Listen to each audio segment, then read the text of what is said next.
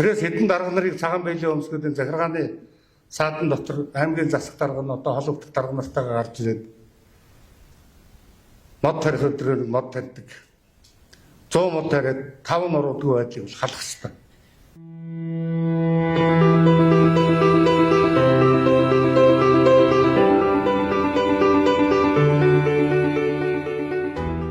Улаанбаатар хот гарах чиглэлд 10 орчим километр газар төмөр саад барих хэрэгтэй стандарт.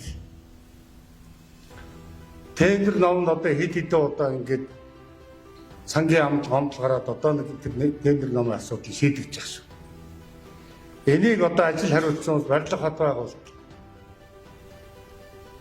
Ажил хариуцж байгаа хүмүүс энэ дээр одоо хялтаа тавь.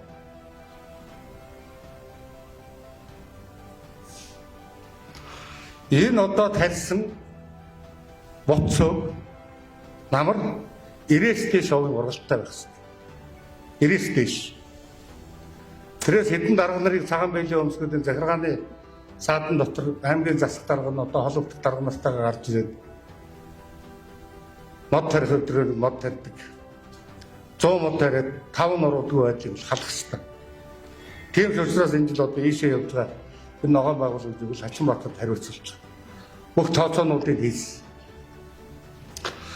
За дараа нь шинэ мөрөн орон нутгийн өмсөлт компани шатсан.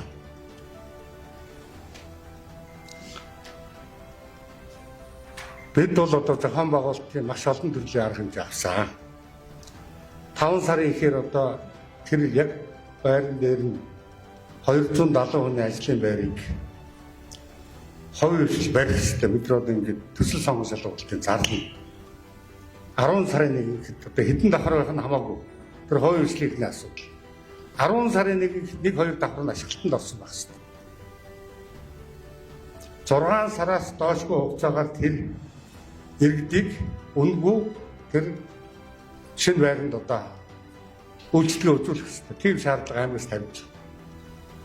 Ер нь над ирсэн мэдээлэлээр бол 6-7 компани бол зураг хийгээд энэ төсөл сонгон шалгуулалтанд орё гэж.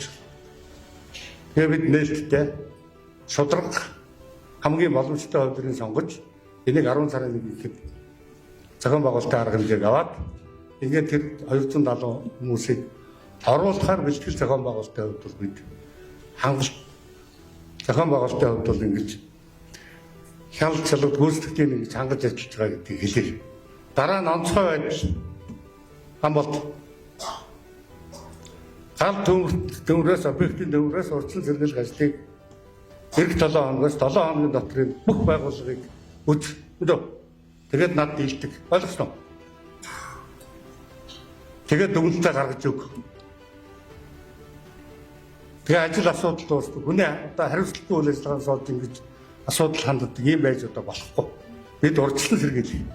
Тэгээ байгууллагад тэр одоо асуудал байх юм бол тэрийг хугацаатай бичиж журмынхан дагав.